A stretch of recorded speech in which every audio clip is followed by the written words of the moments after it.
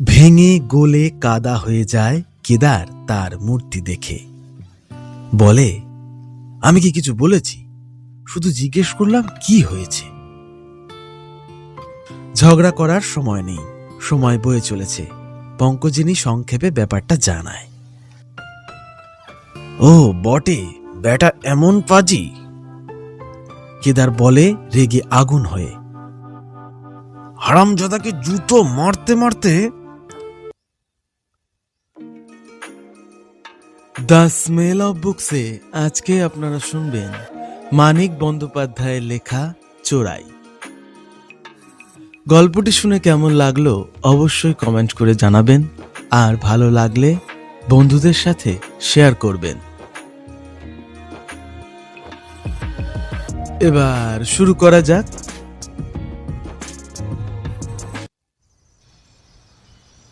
ভোরে ধরা পড়ল যে রাত্রে কোনো এক সময়ে রান্নাঘরে চুরি হয়ে গেছে।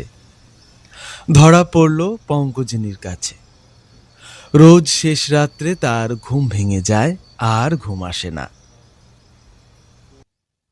সে ঘুম কাতুরে। প্রথম রাত্রে 10টা বাজতে বাজতেই হাই উঠতে আরম্ভ হয়, চোখ জড়িয়ে আসে। কেদারের কিন্তু প্রথম রাত্রে দারুণ অনিদ্রা। 12টা-1টার আগে ঘুমের জন্য শোয়ার কোনো বালাই নেই তার কাছে। শুয়ে শুয়ে শুধু ছটপট করা আর পঙ্কজিনীকে জাগিয়ে জাগিয়ে রাগিয়ে দেওয়া। তবে ঘুম কেদার পুষিয়ে নেয় বেলা 9টা পর্যন্ত নাক ডাকিয়ে। শেষ রাত্রে এপাশ ওপাশ করতে করতে পঙ্কজিনী তার ঘুম ভাঙিয়ে দিলে সে ভীষণ রেগে যায়। পাশ ফিরে তৎক্ষণাৎ আবার ঘুমিয়ে পড়ে রাগের মধ্যেই।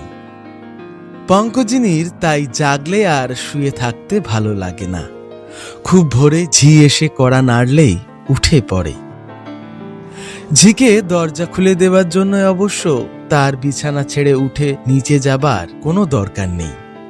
নিচে বৈঠকখানায় শোয় সতীশ, পাশের ঘরে রাজেন শোয় তার নতুন বউকে নিয়ে। রান্নাঘরে লাগাও ছোট খুপচি কুঠুরিটাতে শোয় বিশ্বম্ভর ঠাকুর। ওরা যে কেউ উঠে দরজা খুলে দিতে পারে। পঙ্কজিনী ওঠে নিজের গরজেই, আর ওঠে বলে রান্নাঘরের তালার চাবিটাও রাখে নিজের কাছে। রান্নাঘরের তালা খুলে দাঁত মাজার জন্যে উনানের তল থেকে ঘুঁটের ছাই নেয়। সেদিন তালা খুলতে গিয়ে দেখে শিকলটার গোড়াও প্রাণ। যা কিছু ছিল ঘরে সব চুরি হয়ে গেছে।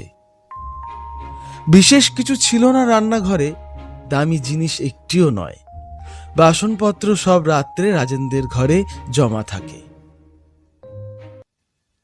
রান্নাঘরের দরজাটা কমজোরি, টেপা তালাটা বাজে। একান্ত অবহেলার সঙ্গে রান্নাঘরে শুধু ফেলে রাখা হয় দৈনিক ব্যবহারের তেলের পাত্র, চিনির বয়াম, ডালের হাঁড়ি, মশলাপাতির ছোট ছোট টিন, তরকারির টুকরি, হাতাটা, খুন্তিটা, ফুটো অ্যালুমিনিয়ামের বাটিটা, টুকিটাকি জিনিস। হাতা, খুন্তি, ফুটো, বাটি বাদে চোর সব ঝেড়ে পুছে নিয়ে গেছে। কোণে পিঁড়িটার ওপর পোয়াটাক পেঁয়াজ রাখা হয়েছিল, তাও বাদ দেয়নি। অথচ আশ্চর্য এই, একটা সত্যিকারের দামি জিনিস ফেলে গেছে। কাল বেড়াতে এসেছিল কয়েকজন। আলমারি থেকে বার করা হয়েছিল দামি চায়ের সেটটা। ভুলে সেটা রান্নাঘরেই থেকে গিয়েছিল। চিনি রাখা সস্তা ফাটল ধরা বয়ামটা চোর নিয়ে গেছে, কিন্তু চায়ের সেটটা স্পর্শ করেনি। দামি কিছু না যাক, দরজা ভেঙে চুরি হয়েছে বাড়িতে। কেদারের ঘুম ভাঙাবার এরকম আইনসঙ্গত সুযোগ ছাড়া যায় না। সবাইকে ডেকে তোলতো দুগ্গা। ঝিকে এই নির্দেশ দিয়ে পঙ্কজিনী তরতর করে উপরে উঠে যায়। কেদারকে উঠতে হয় বিছানা ছেড়ে, কিন্তু বড়ই সে অসুখী ও অসন্তুষ্ট হয়। চোর এসে চুরি চলতে থাকলে তখন সঙ্গে সঙ্গে তাকে ডেকে তুললে তার একটা মানে ছিল। চুরি যখন হয়েই গেছে, খবরটা 2 ঘন্টা তাকে পরে দিলে কি আসতো যেত কার। কেদার হাই তোলে, তার শীর্ণ মুখে এঁটে থাকে স্নায়বিক পেটের গোলমালের তেলচিটে ক্লেদাক্ত ছাপ। চোখে চেতনা হারিয়ে গাঢ় স্বস্তিতে তলিয়ে থাকার মরাটে কামনা। আমায় কেউ চুরি করে নিয়ে গেলে তুমি পাশ ফিরে শুয়ে ঘুমোবে, বলে পঙ্কজিনী ঝংকার দিয়ে। পেটটা ব্যথা করে উঠেছিল শোয়ার আগে, কত ডাকলাম, উঠেছিলে? কেদার জবাব দেয় ঝাঁঝের সঙ্গে। ইতিমধ্যে সতীশ উঠেছে, রাজেন আর তার নতুন বউও উঠেছে। চুরির বৈশিষ্ট্য বিচার করে সতীশ আর রাজেন চোরের জাত নির্ণয় করেছে। ছেঁচড়া চোর নিশ্চয়ই। সেটা যেন প্রত্যক্ষ নয়, মাথা ঘামিয়ে আবিষ্কার করা দরকার ছিল। দুর্গা চেঁচিয়ে চলেছে, এ কি কাণ্ড রে বাবা, হ্যাঁ? নতুন বউ থেকে থেকে আহ্লাদি ভয়ের সুরে আবৃত্তি করছে, চোর এসেছিল মা গো। কেদার নেমে এলে সে ঘোমটা একটু টেনে নেয়, গলা নামিয়ে নেয় ফিসফিসানিতে। অবশ্য তা কানে যায় সকলেরই। সবাই উঠেছে, শুধু দেখা নেই বিশ্বম্ভর ঠাকুরের। ঘুপচি ঘরের মধ্যে সে ঘুমিয়েই চলেছে নিশ্চিন্ত মনে, ঠিক কেদারের মতো নাক ডাকিয়ে মৃদু সুরে সুরে। রোজ সকালে তাকে ডেকে তুলতে হয়, এমনই সে নবাব। কিন্তু সেটা পঙ্কজিনী মেনে নিয়েছে, নিরুপায় হয়ে, বাধ্য হয়ে। কিছু বলতে গেলেই ঠাকুর চাকুর আবার গটগট করে বেরিয়ে যায়। যা দিনকাল পড়েছে, ঠাকুরের পর্যন্ত মন জুগিয়ে চলতে হবে বাড়ির গিন্নির। আজ কিন্তু বড় রাগ হয়ে গেল পঙ্কজিনীর। ঘরের সামনে বাড়ি শুদ্ধ লোক হইচই করছে, তবু বাবুর ঘুম ভাঙে না। দরজাটা যেন ভেঙে ফেলবে, এমনই ভাবে ধাক্কা দিতে দিতে সে ডাকে, ঠাকুর, ঠাকুর, এই ঠাকুর, বাড়িতে চুরি হয়ে গেল, কুম্ভকর্ণের মতো তুমি ঘুমোচ্ছ। বিশ্বম্ভর উঠে আসে ঘুমে ঢুলু ঢুলু চোখ নিয়ে, মুখে তার রাত জাগার স্পষ্ট ছাপ। চুরি হয়েছি? তেমন আশ্চর্য হয় না বিশ্বম্ভর, একটু যেন থতমত খেয়ে যায়। রান্নাঘরটা দেখতে যায়, কিন্তু সেরকম ব্যগ্রভাবে যেন নয়। কেদারের মতোই তার ভাব, চুরি যখন হয়েই গিয়েছে, উপায় কি? তোমার কি হয়েছে ঠাকুর? জ্বর ভাব হয়েছি, মোটে ঘুম হয়নি রাতে। ঘুম হয়নি? ঘুম হয়নি তো পাশের ঘরে সব চুরি হয়ে গেল, টের পেলে না? শিকল ভাঙার আওয়াজ শুনলে না? মুখ কিছু শুনিনি তো। একটু কেমন ভাব বিশ্বম্ভরের, কি ভাববে কেউ ভেবে পায় না। এ চুরির জন্য তাকে সন্দেহ করা অসম্ভব। পুরনো বিশ্বাসী লোক, চুরি ছ্যাচরামির স্বভাব নেই, ভালো রাঁধে, পরিষ্কার পরিচ্ছন্ন থাকে, উড়িয়া বাংলা বই পর্যন্ত পড়তে পারে কিছু কিছু। তাছাড়া এত কিছু চুরি করার সুযোগ থাকতে গুড়, তেল, মশলা, ডাল, তরকারি এসব সে চুরি করতেই বা যাবে কেন? এ বাড়িতে থাকে, খায়, নিজের লোকও কেউ এখানে নেই যে তার জন্য চুরি করে ওসব তাদের দেবে। জ্বর ভাব হয়েছে, হয়তো ঘুমিয়েছিল চুরির সময়টা। আর চার দিয়ে রান্নাঘরের ঢিলে শিকলের গোড়াটা তুলতে কতটুকুই বা শব্দ হয়েছিল। কিন্তু চোর এলো গেল কোথা দিয়ে? পাশের গলির দিকের খিড়কির দরজাটা বন্ধই ছিল। পঙ্কজিনী নিজে দুর্গাজিকে খিল খুলে দিয়েছে। ও ছাড়া আর তো পথ নেই বাড়িতে ঢুকবার। বাইরের ফাঁক দিয়ে ছুরি ঢুকিয়ে চোরের পক্ষে খিলটা খোলা সম্ভব, কিন্তু তারপর ভেতর থেকে খিলটা আবার লাগালো কে? এ যেন রীতিমতো গোয়েন্দা কাহিনীর ধাঁধা। নতুন বউ জোর গলায় ফিসফিসিয়ে বলে, দিদি, পাশের বাড়ির ওই ধুমসো চেহারার চাকরটা ছাদ দিয়ে তুমি থামো তো ভাই, পঙ্কজিনী বলে মুখ বাঁকিয়ে। ছাতের সিঁড়ির দরজা আমি নিজে বন্ধ করেছি। নতুন বউ তবু থামে না, বলে, আলসেতে দড়ির সিঁড়ি বেঁধে ঝুলিয়ে দিয়ে আসতে পারে তো। ভীষণ সিরিজের একটা বইয়ে পড়েছিলাম। পঙ্কজিনী কান দেয় না। বিশ্বম্ভর ঘরে ঢুকে শোয়ার আয়োজন করছে। তুমি শুলে যে ঠাকুর? মু ঘুমাবো, মতে টিকে চা দিও। চা কে করবে শুনি? মু পারিব না। কেদার এমনিতেই ভয়ানক রাগচটা মানুষ, তার ওপর অকালে ঘুম ভাঙার মেজাজ এমন বিগড়েছিল বা মাথা খারাপ হয়ে যাওয়ার সামিল ছিল বলা চলে। দরজার কাছে তেড়ে যায়, গর্জে ওঠে, বেটা এত বড় বজ্জাত মুখের ওপর জবাব দেয়? উড়িষ্যার নবাব এসেছেন, ওঠ বলছি, হারামজাদা, কান ধরে তুলে দেবো নইলে। আহা তুমি চুপ করো না, পঙ্কজিনী বলে। গাল দিলি মু থাকিব না। বিশ্বম্ভর উঠে হাই তোলে, তারপর সাবান কাঁচা শার্টটি গায়ে দিতে আরম্ভ করে। কথায় আর কাজে ব্যবধান রাখার পক্ষপাতী সে যেন নয়, এক্ষুনি বেরিয়ে চলে যাবে। পঙ্কজিনী ভাবে সর্বনাশ করেছে, এ বাজারে ঠাকুর পাওয়াই যে বিষম ব্যাপার সে তো হাড়ে হাড়ে জানে। বিশেষত শিখিয়ে পড়িয়ে মানুষ করা এমন পাকাপোক্ত ঠাকুর একবার শুধু বললে ঠিকমতো সব রান্না করে দেয়। কষ্ট করে গা তুলে রান্নাঘরে গিয়ে একবার দেখিয়ে পর্যন্ত দিয়ে আসতে হয় না। নির্ভর নিশ্চিন্ত মনে গায়ে ফু দিয়ে বেড়ানো চলে। রাখালবাবুর বউ আঁতুরে, কদিন খুঁজে খুঁজে একটা আনাড়ি লোককেও পাচ্ছে না ভদ্রলোক। ভূষণবাবু 3টে ঠাকুর আনলেন পরপর।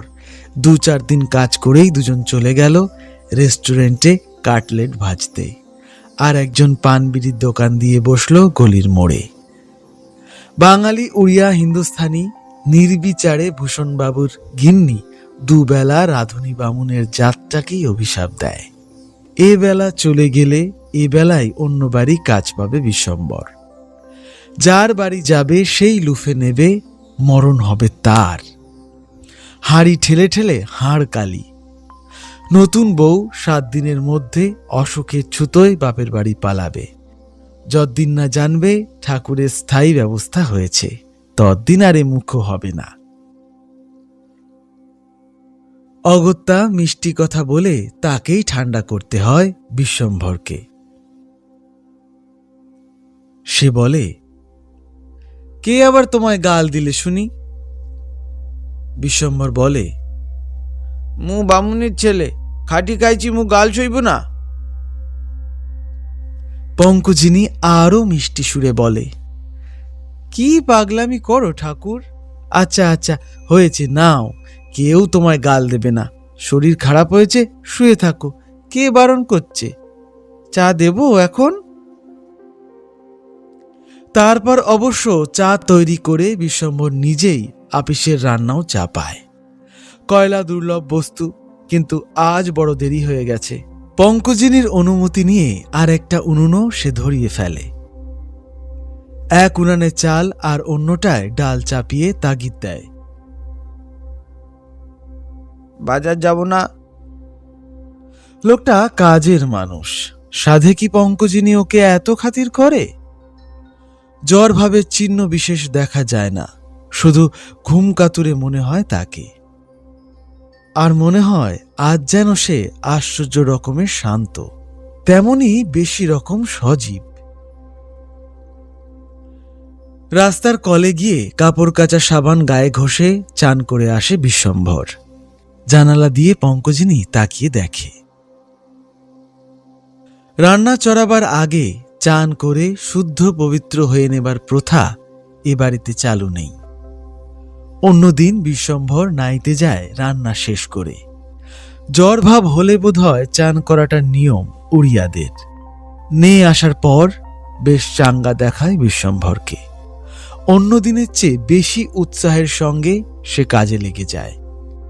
কেমন যেন আনমনা খুশি খুশি ভাব তার।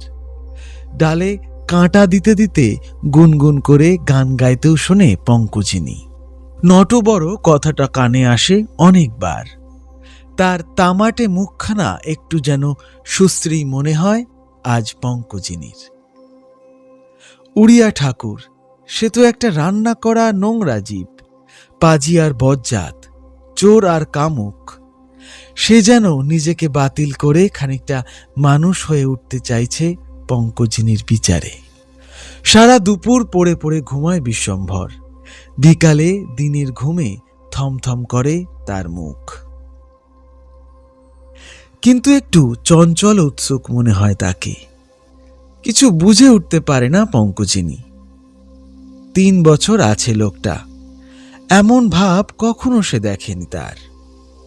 কেবল গোড়ার দিকে দেশ থেকে সবে যখন এসে কাজে ঢোকে রান্নার বিদ্যায় চরম আনাড়িত্ব নিয়ে, তখন কিছুদিন এরকম ছটফটানি ছিল। দেশের জন্যে মন কেমন করত নিশ্চয়ই। দেশে যাবার মতলব করছে নাকি? সেবার দেশ থেকে এসে ছটফট করেছিল মন মরা হয়ে। এবার দেশে যাবার ছটফটানিতে এমন স্ফূর্তির ভাব। ছুটি চাইলে দিতেই হবে ছুটি। 3 বছর একটানা কাজ করে আসছে, লম্বা ছুটি দিতে হবে। তবেই সেরেছে, প্রথমে ভাবে পঙ্কজিনী, তারপর জোর করে দুর্ভাবনাটা ঠেলে দিয়ে ভাবে তা হোক, তারা নয় কষ্ট করে নিজেরাই রাঁধবে 15 দিন 1 মাস। আহা, দেশে আপনজনেরা আছে, 3 বছর বেচারি তাদের মুখ দেখেনি। বিয়ে থা করার স্বাদ হয়েছে হয়তো। দেশে টাকা পাঠাতে হয়, নিজে কত কষ্ট করে থেকে কিছু কিছু টাকা জমিয়েছে। যাতায়াতের খরচটা পর্যন্ত বাঁচাবার জন্যে 3 বছর দেশে যাবার কথা মুখে আনেনি।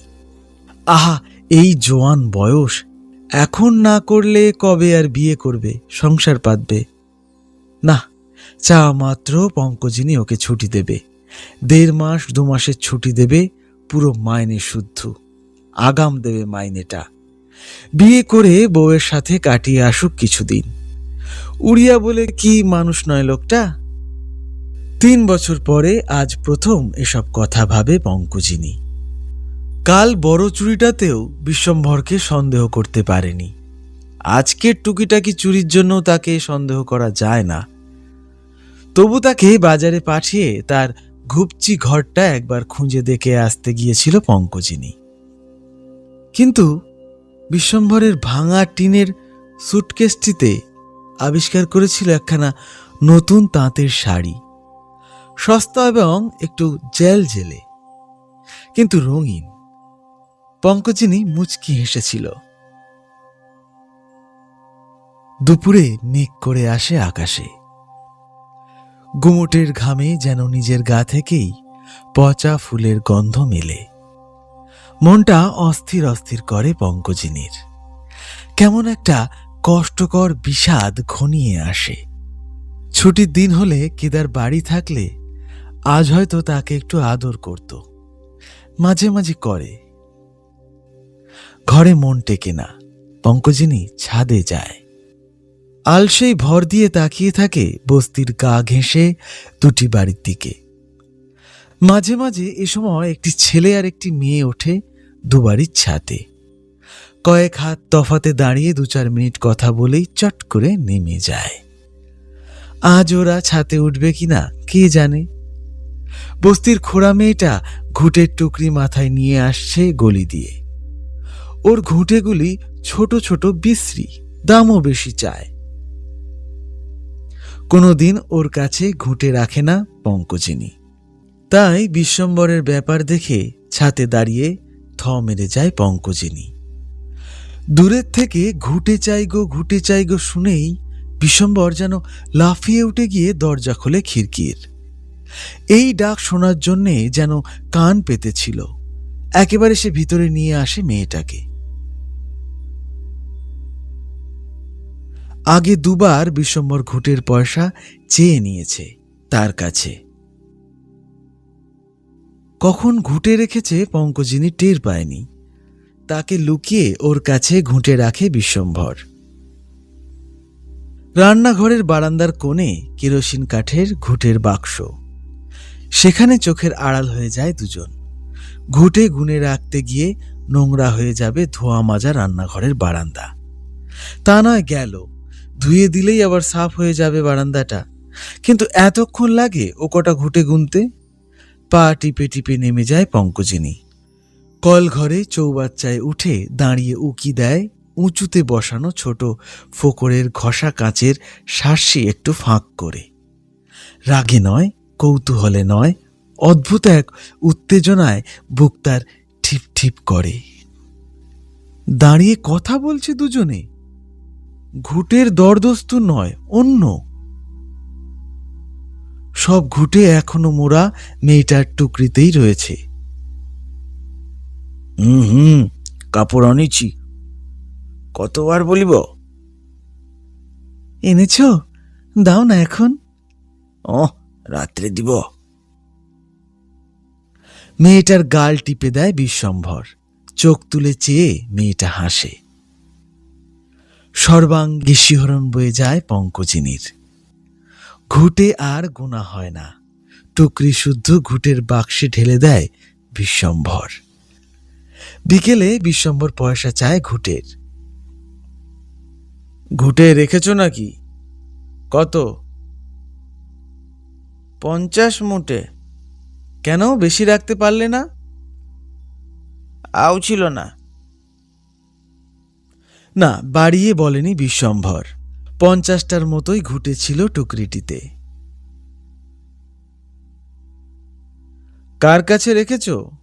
হাসি চেপে শুধায় পঙ্কজিনী। ঘুঁটেওয়ালা আসিছিল। কখন আসিছিল? দুপুরে আসিছিল, আপনি ঘুমাচ্ছিলে। রাত 11টা বাজে। পঙ্কজিনী ঘুমায় না, কেবলই উসখুস করে। বলে বড্ড গরম আজ, ঘরে টেকা যায় না। থেকে থেকে সে বাইরে যায়। এত রাতে একা অন্ধকার ছাতে গিয়ে ঘুরে আসে। অথচ সিঁড়ির কাছে যেতে যে পঙ্কজিনীর গায়ে কাঁটা দেওয়ার কথা। কেদার বলে, কি হলো তোমার আজ? কি আবার হবে? শোবে না তুমি? ঘুমোবে না? তুমি শুয়ে পড়ো, একটা দিন ঘুমোও সকাল সকাল। গোমরা মুখে কেদার বলে, ঘুমোতে চাইলেই কত ঘুম আসে। চেষ্টা করো না। সেই ঘুমের ওষুধটা খাবে? কি ভেবে আজ ঘুমের ওষুধ না খেয়েই কেদার শুয়ে পড়ে, ঘুমোবার চেষ্টা করে। একটু যেন তন্দ্রার ভাব এসেও যায় তার 15-20 মিনিটের মধ্যে। পা টিপে টিপে বেরিয়ে যায় পঙ্কজিনী। খিড়কির দরজার খিলটা খুলবার ও লাগাবার সময় ক্যাচ করে একটু আওয়াজ হয়। একটু আগে দুটো শব্দই সে শুনেছে। সিঁড়ি দিয়ে নামবার সময় মনে হয় শরীরটা যেন হালকা হয়ে গেছে। মনে কিন্তু উত্তেজনা আর উৎকণ্ঠার সীমা নেই। বুকের মধ্যে একটা অদ্ভুত তোলপাড় শুরু হয়েছে। বস্তির একটা খোড়া মেয়ে আর বাড়ির উড়িয়া ঠাকুরের বাসর ঘরে আড়ি পাততে যাবার বদলে সে নিজেই যেন চলেছে অভিসারে। কত বছরের বদ্ধ পচা একঘেয়ে নিজের জীবনে হঠাৎ এসেছে রোমাঞ্চকর উত্তেজনা। সে যেন ফিরে গেছে 10 বছর আগেকার তার বিয়ের প্রথম দিনগুলিতে। দরজা জানলা বন্ধ করে বিশ্বম্ভর আলো জ্বেলেছে। ফুটো আছে চোখ পাতার। ঘরের ভেতরটা পঙ্কজিনী দেখতেও পায়। ঘুরিয়ে ফিরিয়ে রঙিন শাড়িখানা দেখতে দেখতে আনন্দে যেন ফেটে পড়বার উপক্রম করছে মেয়েটা। থেকে থেকে অস্ফুট শব্দ করে উঠছে। বিশ্বম্ভর সাবধান করে দিচ্ছে তাকে। তার মুখে তৃপ্তি আর আনন্দের হাসি। এত সুখ, এত আনন্দ, এত তৃপ্তি ওদের ওই একটা সস্তা শাড়ি দেওয়া নেওয়া নিয়ে। কত দামি দামি শাড়ি তাকে এনে দিয়েছে কেদার। কখনো তো এমন আত্মহারা হতে পারেনি। সিঁড়িতে অনভ্যস্ত মানুষের পা টিপে টিপে নামার শব্দ আসে। হঠাৎ জ্বলে বারান্দার আলো। কেদার নেমে এসেছে। পঙ্কজিনী ছিটকে সরে যায় তার কাছে। মুখে আঙুল দিয়ে মানা করে কথা কইতে, ইশারা করে ডেকে নিয়ে যায় ওপরে নিচের বারান্দার আলোটা নিভিয়ে দিয়ে। কেদার বলে, কি করছিলে তুমি ওখানে? কেদারের মুখ দেখে গা জ্বলে যায় পঙ্কজিনীর। মানুষটাকে কামড়ে দিতে ইচ্ছা হয়। যাই করি, তোমার কি? চাপা গলায় ফোঁস করে ওঠে পঙ্কজিনী। পিছু পিছু ধাওয়া করছো কেন?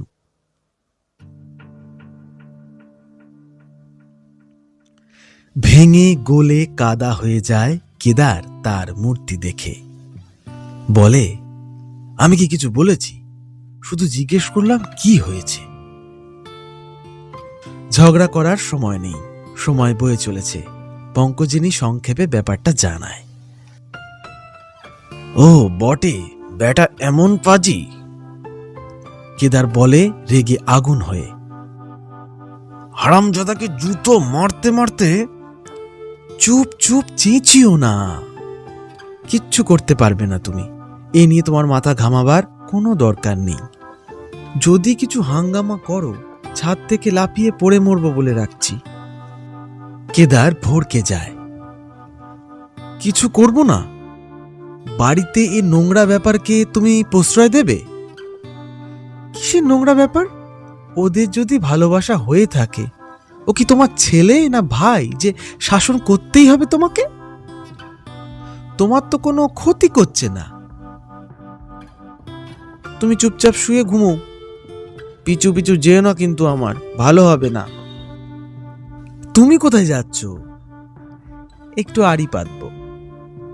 এবার মুখ ফিরিয়ে একটু হেসে চলে যায় পঙ্কজিনী। কেদার স্তম্ভিত হয়ে বসে থাকে। রঙিন শাড়িটা পরেছে মেয়েটা। মুখ ঘুরিয়ে ঘুরিয়ে দেখছে নিজেকে। তার ঘরের মানুষ সমান আয়নাটা যদি থাকতো, এমন করে বেচারিকে দেখবার চেষ্টা করতে হতো না। নতুন শাড়ি পরে কেমন দেখাচ্ছে নিজেকে। বিশ্বম্ভর বলে, শুনিছ, জিনিস চুরি আর হবো না। এক গোটা আলু না, বেগুন না, কিছু না। পঙ্কজিনী উৎকর্ণ হয়ে শোনে। বিশ্বম্ভর বোঝায় মেয়েটাকে কেন সে তরকারি চাল ডাল কিছু সরিয়ে তাকে আর দিতে পারবে না। বাড়ির গিন্নিটা বড় ভালো মানুষ, বোকা, কিন্তু তার মনে সন্দেহ জেগেছে। এরপর এভাবে টুকিটাকি চুরি চালাতে গেলে হয়তো ধরা পড়ে যাবে। শুনতে শুনতে সব চুরির রহস্য জলের মতো পরিষ্কার হয়ে যায় পঙ্কজিনীর কাছে। রাগ একটু হয়, কিন্তু উদারভাবে সে মনে মনে ক্ষমা করে চুরির অপরাধটা বিশ্বম্ভরের। শুধু খাবার জিনিস চুরি করেছে বিশ্বম্ভর। প্রিয়া খেতে পায় না জেনে প্রেমিক যদি তরিতরকারি চাল ডাল চুরি করে তাকে দেয়, সেটা বোধ হয় অন্যায় হয় না তেমন। মেয়েটা বলে, কাল তো দুটো আলু, পুচকে একটা বেগুন আর এতটুকু আটা দিলে, তাও টের পেল? বিশ্বম্ভর বলে, মতে বলিল কি, 5 গোটা আলু ছিল, 2টা গেল কাই কি? ও মা!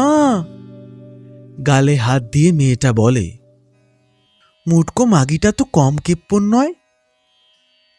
যেন চাবুক খেয়ে চমকে ওঠে পঙ্কজিনী।